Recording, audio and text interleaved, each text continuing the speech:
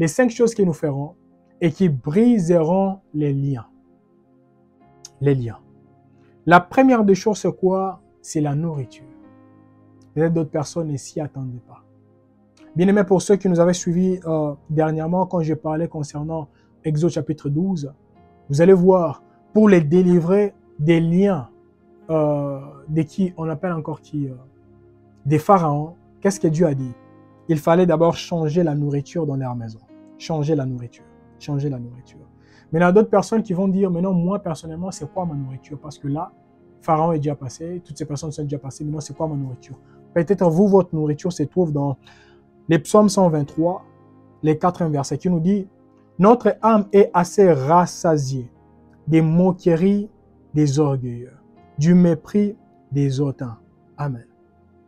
Peut-être c'est ça votre nourriture. Donc, tous les jours, quand vous vous réveillez, il y a des hommes et des femmes qui ne cessent de se moquer de vous et ils disent depuis que la personne priait, depuis qu'elle gênait, depuis, il n'y a rien qui ne change jusque-là. Bien-aimés dans le Seigneur, il est très important que moi et vous, nous puissions changer la nourriture. Et j'aimerais dire aux parents, à ceux qui nous suivent, si vous voulez déjà briser les liens qui pouvaient s'élever dans la vie de vos enfants, commencez à changer la nourriture de vos enfants pendant qu'ils seront ou qu'ils sont encore petits. Changez seulement leur nourriture et vous verrez, malgré les attaques que l'ennemi cherchera à élever contre vos enfants, ça n'aura pas d'efficacité au nom de Jésus.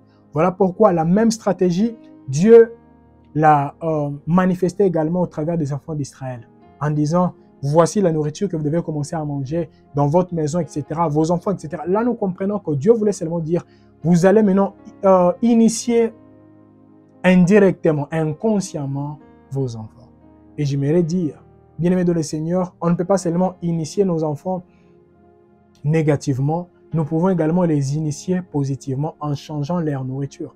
Et la nourriture, ça peut être quoi? C'est que la parole nous dit dans Matthieu chapitre 4, les 4 versets. Jésus a répondu, il est écrit, l'homme ne vivra pas de pain seulement, mais de toute parole qui sort de la bouche de Dieu. Bien-aimés dans le Seigneur, quand un enfant est encore un bébé, prenons le temps, bien-aimés, de commencer à nourrir cet enfant des paroles de Dieu. Des paroles de Dieu. Et comme je l'avais dit ce jour-là, vous ne pouvez pas être là, vous critiquez les autres et vos enfants sont là. Et puis vous dites, je ne sais pas pourquoi mes enfants ne sont pas utilisés. Non, non, non. Là, vous les nourrissez la nourriture qui ne vient pas de Dieu. Changez la nourriture. Et quand nous parlons de la nourriture, commencez maintenant à consommer la parole de Dieu. Comme je l'ai toujours dit, plusieurs personnes lisent la parole, mais peu la méditent. Pouvez-vous être compté parmi les hommes et les femmes qui commenceront à méditer la parole de Dieu? Parce que dans Josué chapitre 1, le 8e verset, qu'elle nous dit la parole de Dieu, que ces livres de la loi ne s'éloignent point de ta bouche. Médite-les jour et nuit, pour agir fidèlement selon tout ce qui est écrit, car c'est alors que tu auras du succès dans tes entreprises, c'est alors que tu réussiras. Amen. Nous comprenons quoi ici, bien-aimés dans le Seigneur? Nous comprenons que la méditation, elle est attachée à la réussite. Et vous pouvez changer les histoires dans votre maison en changeant ce que vous mangez. Ça veut dire changer des chaînes de télévision, changer pourquoi pas des jeux que vous êtes en train de jouer avec vos enfants, que les jeux commencent à tourner sur la parole de Dieu, d'une manière ou d'une autre. Et vous verrez que les enfants commenceront à maîtriser la parole sans les savoir. Je me rappelle, je parlais avec mon neveu et chaque fois quand je parlais avec mes neveux, parce que j'ai plusieurs neveux, et quand je parle avec mes neveux, souvent, je peux parler avec eux, je ne parle pas de la parole de Dieu, mais je parle de la parole de Dieu. Comment? La personne peut être là, et la personne a commencé à peut-être lessiver ses vêtements, et puis mon neveu a laissé les vêtements, la personne est partie.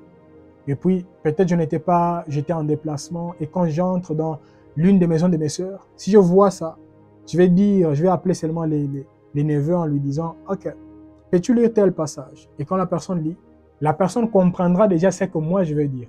Et parmi les passages que je ne cesse de répéter, c'est quoi? La Bible nous dit, Dieu est l'alpha et l'oméga. Et quand je donne seulement ces passages à l'un de mes neveux, il comprendra, ah, je comprends, c'est parce que j'ai commencé telle chose et je n'ai pas fini, voilà pourquoi vous m'attaquez. Donc, la personne comprend et j'utilise les langages bibliques et la personne commence déjà à maîtriser les versets. C'est intentionnel. Chers parents, soyez également intentionnels.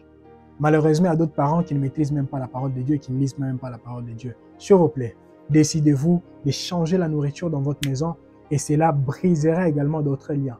Voilà pourquoi la parole nous dit instruis ton enfant selon la voie que la personne doit suivre, et quand la personne sera grande, elle ne s'en détournera point. C'est très important. La sémence que vous déposez aujourd'hui, c'est la sémence que Dieu utilisera demain. Parce que la parole nous dit, le Saint-Esprit nous rappellera ce que Dieu nous a dit. Maintenant, le Saint-Esprit rappellera à tes enfants quoi? Si les exemples que vous donnez et tout ce que vous faites, ça ne va pas de pair avec la parole de Dieu. Premièrement, on a dit qu'il faut changer la nourriture. Deuxièmement, il faut changer les noms. Changer les noms. La Bible nous dit, on ne t'appellera plus, on t'appellera. On ne t'appellera plus, mais on t'appellera. Maintenant, j'aimerais dire à un homme, à une femme qui est en train de me suivre, quel que soit le nom que l'ennemi a voulu imposer sur votre vie, il est grand temps, bien-aimé dans le Seigneur, que vous puissiez savoir qu'en Christ, premièrement, nous avons été rachetés. Deuxièmement, nous avons été pardonnés. Troisièmement, nous avons été transportés dans le royaume de Dieu. Nous prierons sur ça les soirs et les vendredis. Et quatrièmement, nous avons été bénis de toutes sortes de bénédictions dans les lieux célestes. Et la Bible nous dit, il nous a donné un nom nouveau. Quand nous lisons dans les livres d'Apocalypse, il nous donnera un nom nouveau.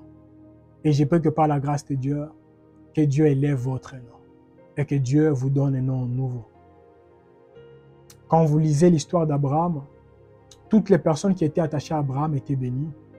Et la personne qui était à côté d'Abraham, qu'on appelle Sarah, Dieu avait changé son nom en disant, comme toi, on ne peut plus t'appeler Abraham, on va t'appeler Abraham. Je changerai également son nom. On ne l'appellera plus Sarai, mais on l'appellera Sarah. Et j'aimerais dire à un homme et une femme qui est en train de me suivre, au travers du lien que Jésus-Christ a inauguré sur la croix de Golgotha, ton nom également doit être changé et rectifié au nom de Jésus-Christ de Nazareth. Ça, c'est ta promesse et tu dois les réclamer dans la prière au nom de Jésus. Alors, nous allons descendre parce qu'ici, on voit que nous devons avoir un autre nom. Je ne sais pas quel est le nom qu'on vous a déjà donné à gauche et à droite, mais ce nom-là doit être changé et rectifié au nom de Jésus-Christ de Nazareth. Et avant que ce nom ne soit rectifié, il faut qu'il y ait des choses que Dieu accomplira dans votre vie et dans votre santé. Et quand nous lisons maintenant la troisième des choses, c'est quoi? C'est les vêtements qui doivent changer. Et pour ceux qui n'ont jamais suivi cet enseignement-là où j'ai parlé, la puissance mystérieuse qui agit derrière les vêtements spirituels, s'il vous plaît, suivez cet enseignement et priez avec cet enseignement. Parce qu'il y a également les vêtements physiques, il y a également les vêtements spirituels. Mais non, spirituellement parlant, il y a des vêtements que nous devons prier et porter plutôt. Parce que physiquement parlant, tu peux être bien habillé, mais si spirituellement parlant, tu n'es pas bien habillé, bien aimé dans le Seigneur, il y a des choses qui ne changeront pas. Mais non, spirituellement parlant, c'est quoi les vêtements que nous devons porter? La Bible nous dit dans Romains chapitre 13, le 14e verset, « Mais revêtez-vous du Seigneur Jésus-Christ et n'ayez pas soin de la chair pour en satisfaire les convoitises. Amen. » Ça veut dire chaque matin quand je me réveille, je dis, je me réveille de Christ. Ça veut dire, ceux qui accompagnent Jésus-Christ m'accompagneront également tout au long de cette année. Qu'elle soit la sainteté, elle m'accompagnera. Qu'elle soit l'humilité, elle m'accompagnera. Qu'elle soit la puissance, elle m'accompagnera. Que ce soit les miracles, ça m'accompagnera. Que ce soit la bénédiction, elle m'accompagnera au nom de Jésus-Christ de Nazareth. Revêtez-vous de Christ. Revêtez-vous de Christ. Nous prierons également sur ça. Quatrièmement, la chose qui doit être changée, c'est quoi? C'est notre langage. Notre langage. Malheureusement, il y a plusieurs personnes qui continuent toujours à croire qu'ils ont des liens, etc. C'est parce qu'il y a des choses que ces hommes et ces femmes n'ont pas encore comprises. Et au travers de leurs paroles, ils ouvrent également les portes au diable et le diable comprend que ces hommes et ces femmes sont encore des ignorants et je peux les dominer sans problème.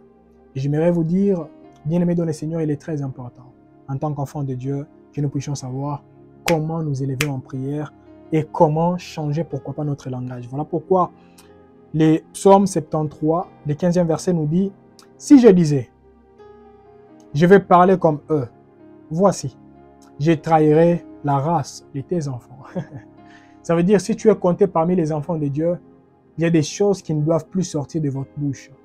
Parce qu'il y a d'autres personnes, toi tu te dis enfant de Dieu, mais tu continues toujours à insulter les autres. Bien-aimé dans le Seigneur, ce sont des choses qui ouvrent les portes. Toi tu te dis enfant de Dieu, mais tous les jours, lamentation sur lamentation. Laissez-moi vous poser la question.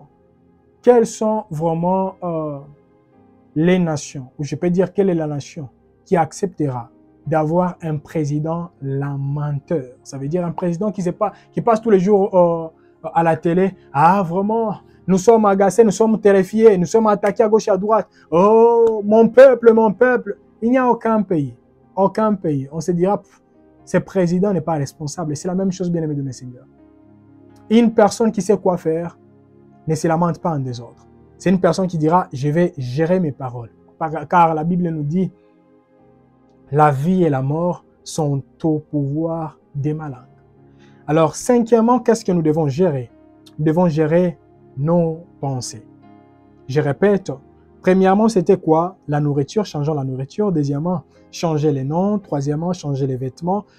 Quatrièmement, changer les langages. Et cinquièmement, changer la nourriture. Et changer plutôt les pensées. Pourquoi les pensées? Parce que dans Romains chapitre 8, les 17e verset, la Bible nous dit, « Or, si nous sommes enfants, nous sommes aussi héritiers.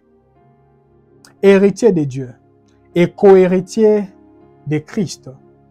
Si toutefois, nous souffrons avec lui, afin d'être glorifiés avec lui. » Maintenant, je nous pose la question, bien-aimés de le Seigneur, combien de personnes ignorent qu'ils sont des héritiers? Et si tu es un héritier, comment se fait-il que pour tout avoir dans ta vie, tu dois toujours jeûner et prier?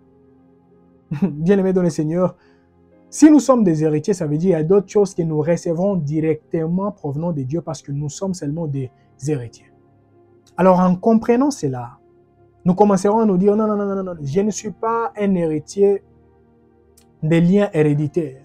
Je ne suis pas un héritier ou une héritière des maladies héréditaires. Non, non, non, non, non, je refuse cela au nom de Jésus. Je suis un héritier ou une héritière de ce que Jésus-Christ nous a donné sur la croix de Golgotha au nom de Jésus. Désormais, telle chose, telle chose, telle chose m'accompagneront. Désormais, voici les signes qui m'accompagneront. Je serai la tête et non la queue. 1000 tomberont à mes côtés et 10 000 à ma droite, je ne serai pas atteint. Désormais, comme nous dit la parole de Dieu, tout ce qui est né de Dieu triomphe du monde. Désormais, c'est la victoire qui m'accompagnera dans tout ce que je ferai au nom de Jésus. Désormais, tous les liens qui ne venaient pas de Dieu, ça doit prendre fin et les liens qui proviennent de Dieu doivent m'accompagner au nom de Jésus. Désormais, malgré je suis de la descendance, de la généalogie, des impudiques, des ivrognes, etc., mais désormais, tout en étant enfant de Dieu, ces histoires n'ont plus de puissance sur moi, car j'ai été détaché de ces choses, j'ai été transformé dans les royaumes de la lumière. Et désormais, les ténèbres ne m'accompagneront plus au nom de Jésus-Christ de Nazareth. Et c'est la lumière qui m'accompagnera au nom de Jésus-Christ de Nazareth. Bien-aimés dans le Seigneur, imaginez-vous, si vous prenez également le temps de lire la Bible afin de comprendre c'est quoi mon héritage, qu'est-ce que Dieu m'a donné dans la parole de Dieu, vous serez plus que bénis. Et c'est ce que nous aurons le temps vraiment de répéter. Les vendredis, nous parlerons de ça. Et les dimanches, nous parlerons de ça. Afin que chacun comprenne. Si vous êtes dans un business, il y a également les promesses qui s'attachent au business. Si vous êtes actuellement enceinte, il y a des promesses qui s'attachent aux femmes enceintes. Si actuellement, vous avez des projets, il y a actuellement des choses qui s'attachent aux projets. Des promesses et des prophéties. Nous aurons le temps vraiment de partager de toutes ces choses. Et peut-être il y a d'autres personnes qui me disent, mais il y a d'autres personnes que moi je connais. La personne, elle est née de nouveau depuis très longtemps, mais il y a d'autres choses qui ne changent pas. Je vous pose la question. Est-ce que cet homme et cette femme appliquent ces 5 choses? A-t-elle changé de nourriture? A-t-elle changé de langage?